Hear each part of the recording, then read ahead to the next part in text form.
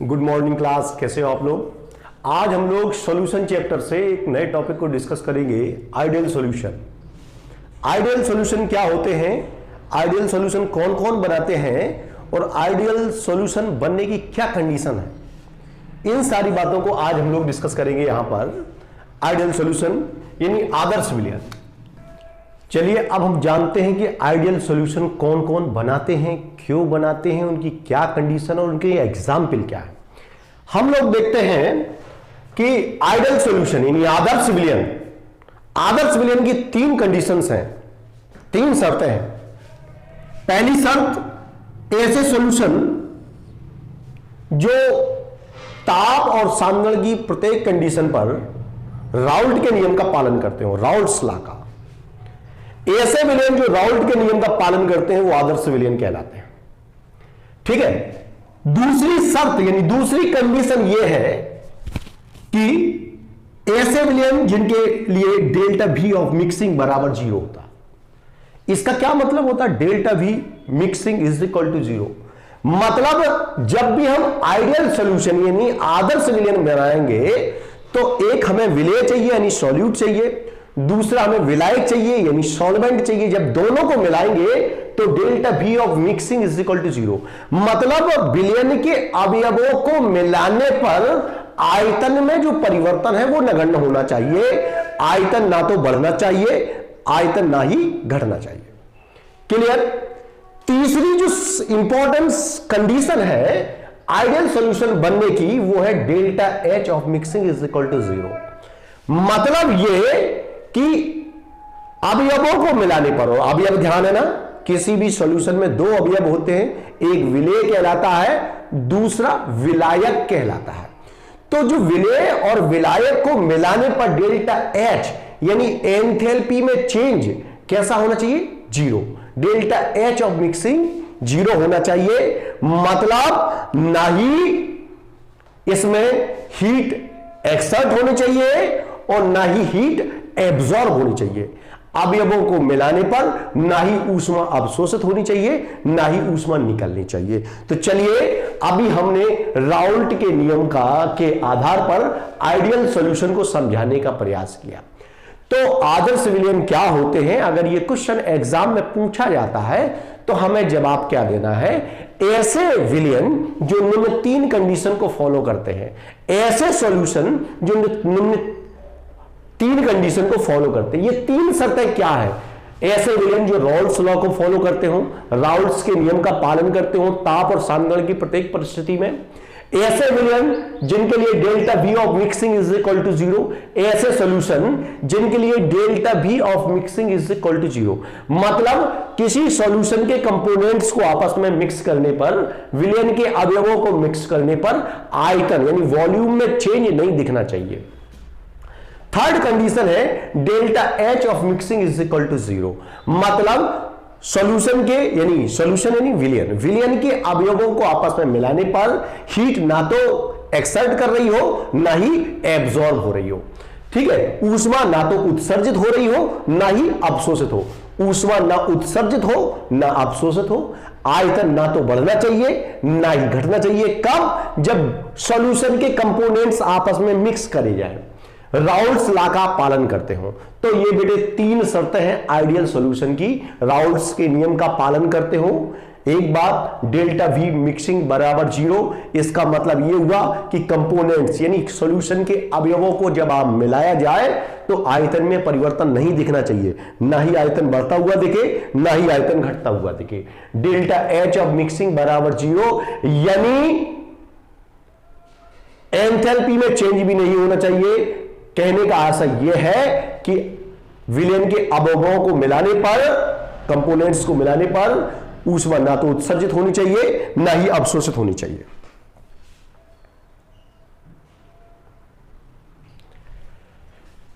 चलिए अब आदर्श विलयन के बारे में अभी हमने ये चीजें जानी।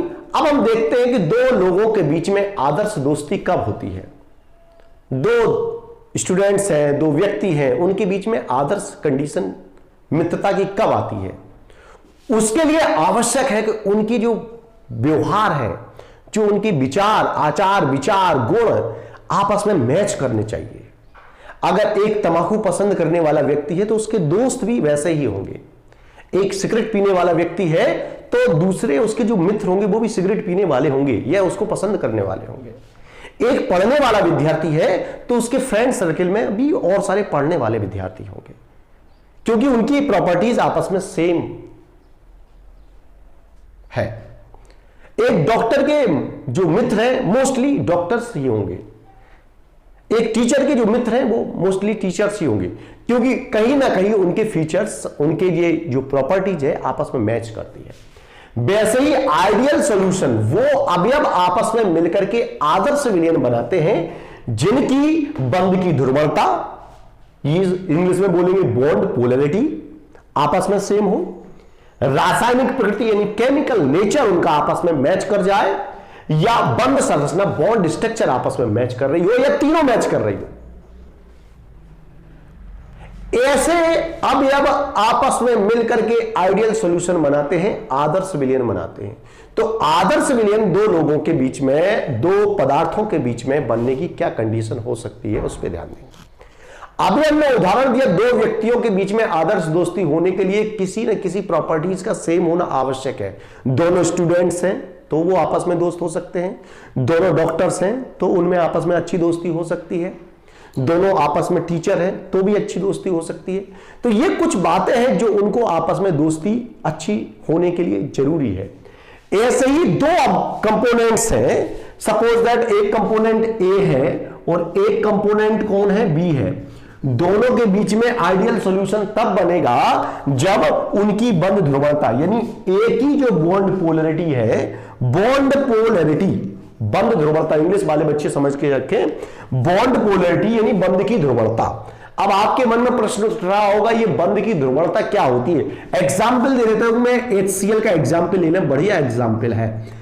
HCl में क्या होता है, जो शेयरिंग इलेक्ट्रॉन होते, साझेदारी के इलेक्ट्रॉन होते, दोनों के बीच में होने चाहिए, लेकिन चूंकि इलेक्ट्रोनेगेटिव Cl ज्यादा है तो इलेक्ट्रॉन जो है Cl की तरफ मूव कर जाता है। जब इलेक्ट्रॉन Cl की तरफ मूव कर जाता है तो Cl पर पार्शियली नेगेटिव चार्ज आ जाता है और हाइड्रोजन पर पार्शियली पॉजिटिव चार्ज आ जाता है, और ये जो बॉन्ड है ये इस पर पोल बन जाते हैं, दो पोल बन जाते हैं, एक नेगेटिव पोल एक पॉजिटिव पोल, और इसको कहते हैं पोलर बॉन्ड, और इस फिनोमेना, इस घटना को कहते हैं पोलैरिटी, और इसको बोलते हैं बॉन्ड पोलैरिटी।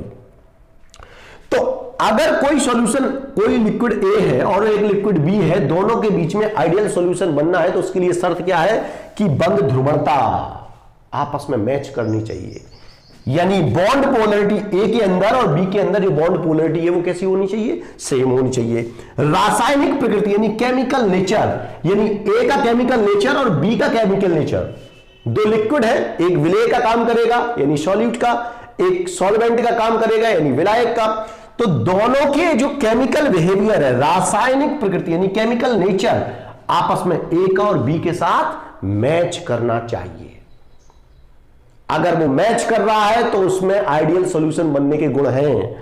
बंध संरचना, इसके अंदर जो भी ए कंपोनेंट है उसके अंदर जो बॉन्ड स्ट्रक्चर है और बी का जो बॉन्ड स्ट्रक्चर है वो आपस में सेम कर रहा है, तो ये लोग आपस में आइडियल सॉल्यूशन बनाने की प्रॉपर्टीज रखते हैं। तो दो पदार्थों के बीच में आइडियल सॉल्यूशन यानी आदर्श विलयन बनने की स्थिति क्या है, अगर दो अवयवों की बंध ध्रुवणता आपस में समान है यानी बॉन्ड पोलैरिटी समान है तो आदर्श विलयन यानी आइडियल सॉल्यूशन बना सकते हैं। दो पदार्थों की रासायनिक प्रकृति आपस में समान है तो केमिकल नेचर उनका सेम है तो आइडियल सॉल्यूशन बना सकते हैं। बंध संरचना यानी बॉन्ड स्ट्रक्चर आपस में सेम है तो भी आदर्श विलयन यानी आइडियल सॉल्यूशन बनाने का गुण रखते हैं। और अगर तीनों गुण मैच करते हैं तो यह समझ लीजिए वो बहुत ही आदर्श विलयन होगा, बहुत ही ज्यादा आइडियल सॉल्यूशन होगा। ठीक है, तो अभी हमने आपको बताया कि आदर्श विलयन की तीन शर्तें होती हैं। ऐसे विलयन जो राउल्ट्स के नियम का पालन करते हैं, ऐसे विलयन जिनके लिए डेल्टा वी ऑफ मिक्सिंग बराबर 0 होता है, मतलब उनके आयतन में परिवर्तन कैसा होता है, नगण्य होता है। ऐसे विलयन जिनके लिए डेल्टा एच ऑफ मिक्सिंग बराबर 0 होता है, मतलब अवयवों को मिलाने पर ना ही ऊष्मा में वृद्धि होती हो, ना ही ऊष्मा अवशोषित होती हो, ना ही उत्सर्जित होती हो, ना ही अवशोषित होती हो। अच्छा, आदर्श विलयन पदार्थ कौन कौन से बनाते हैं उनके लिए भी 3 शर्तें हमने बताई हैं। अगर ऐसे अवयव ए और बी जिनमें से एक विलय है और दूसरा विलय, उनकी बंध ध्रुवणता यानी बॉन्ड पोलरिटी सेम है तो वो आदर्श विलयन बना सकते हैं। रासायनिक प्रकृति सेम है तो बना सकते हैं। बंध संरचना आपस में समान है तो भी वो आदर्श विलयन बना सकते हैं। और अगर तीनों गुण मिलते हैं तो वो आदर्श विलयन बनाते हैं, आइडियल सॉल्यूशन बनाते हैं। अब हम अगली बात पे आते हैं। अगली बात एग्जाम्पल क्या है, कौन कौन से एग्जाम्पल हैं जो आदर्श विलयन बना सकते हैं। देखिए, आइडियल सॉल्यूशन के उदाहरण जिसे हम लोग कहें, उदाहरण यानी एग्जाम्पल, इंग्लिश वाले बच्चे से ध्यान रखेंगे। उदाहरण यानी एग्जाम्पल, आइडियल सॉल्यूशन के कौन कौन से एग्जाम्पल हो सकते हैं। देखो भाई, हेक्सेन और हेप्टेन। हेक्सेन जानते हैं आप लोग, हेक्सेन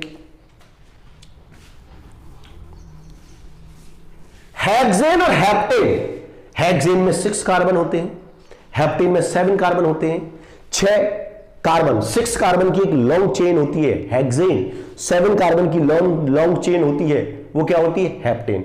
दोनों की structure, chemical behaviour, bond structure same, bond की पोलरिटी भी सेम होती है, केमिकल बिहेवियर सेम होता है, बॉन्ड स्ट्रक्चर भी सेम होता है, ये सारी प्रॉपर्टी सेम होती है हेक्सेन और हेप्टेन में, इसलिए ये आपस में मिलकर के आइडियल सॉल्यूशन बना देते हैं। बेंजीन और टोल्यून, बेंजीन को हम लोगों ने पढ़ा है 11th स्टैंडर्ड में। ये बेंजीन है और ये रहा टोल्यूइन, ये बेंजीन है और ये क्या है, टोल्यूइन। बेंजीन और टोल्यूइन को मिलाओगे तो क्या बन जाएगा, आइडियल सॉल्यूशन बन जाएगा।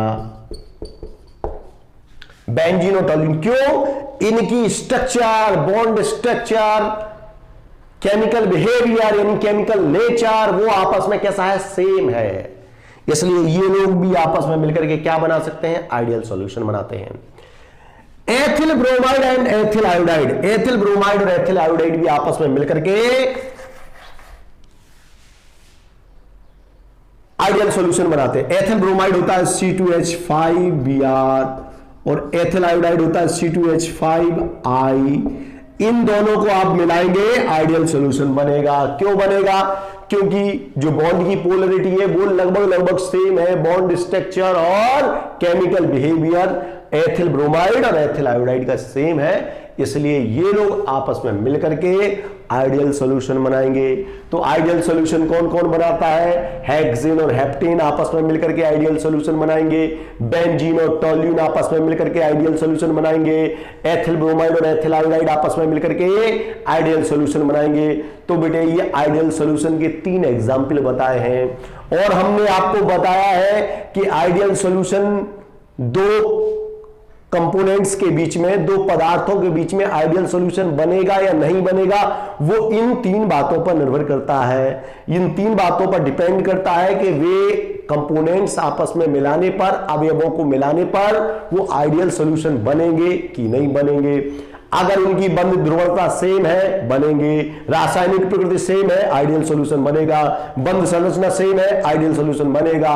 और अगर तीनों सेम है तो डेफिनेटली बनेगा। ठीक है, आइडियल सॉल्यूशन के बारे में हमने आपको पहले बता ही दिया है।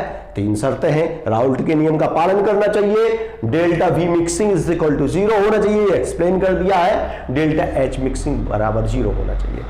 तो उम्मीद है ये बात आपको आइडियल सॉल्यूशन के बारे में समझ में आ गई होगी। अब अगर एक बात और बताते हैं हम आपको कि आइडियल सॉल्यूशन बनाने के पीछे एक और वजह है। वजह यह है कि जब बेंजीन को बेंजीन के साथ रखते, बेंजीन का आपस में जो अट्रैक्शन है और टोल्यूइन के साथ आपस में जो अट्रैक्शन है, इसका इसी के साथ बेंजीन का बेंजीन के मॉलिक्यूल के साथ जो अट्रैक्शन है, वही अट्रैक्शन का लेवल बेंजीन और टोल्यूइन के साथ है,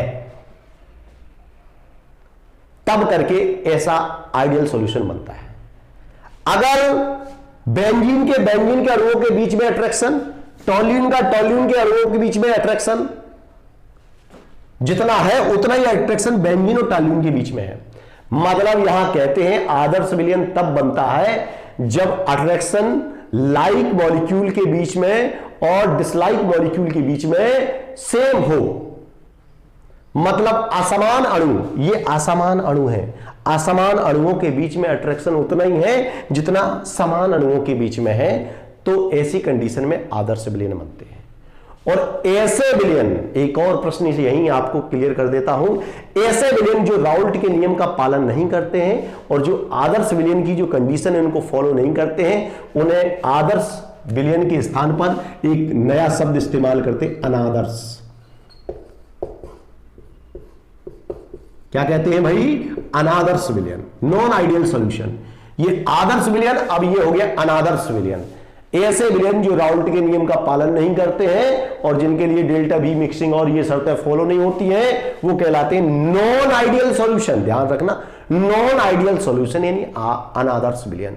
अनादर्श विलयन राउल्ट के नियम से विचलन प्रदर्शित करते हैं। ये विचलन दो प्रकार का हो सकता है, राउल्ट के नियम से धनात्मक विचलन, राउल्ट के नियम से ऋणात्मक विचलन। अगले वीडियो लेक्चर में हम राउल्ट के नियम से विचलन पर बात करेंगे। उम्मीद है ये बात आपको समझ में आ गई होगी।